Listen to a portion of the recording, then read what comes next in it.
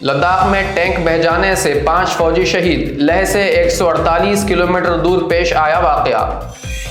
हैदराबाद में कत्ल गारत गिरी की वारदातों में इजाफा। चादर घाट पुलिस स्टेशन से 100 मीटर की दूरी पर मलकपेट मेट्रो स्टेशन पर एक और किया गया कत्ल।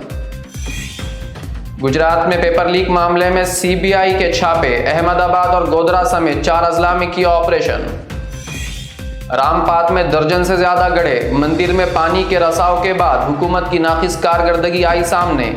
आदित्यनाथ हुकूमत ने जिम्मेदारी कबूल करने के बजाय कारकुनों को किया मुअत्तल। जमानत पर रिहा होने वाले झारखंड के साबिक वजीर आला हेमंत सोरेन का बयान। कहा, असेंबली इंतखाबात में साजिशी भगवा पार्टी का हो जाएगा सफाया। मानसून की आमद के साथ ही दहली ज़ेरे आब। महकमे मौसमियात ने कहा, इतवार और पीर को इससे भी ज्यादा बारिश का है इम्कान।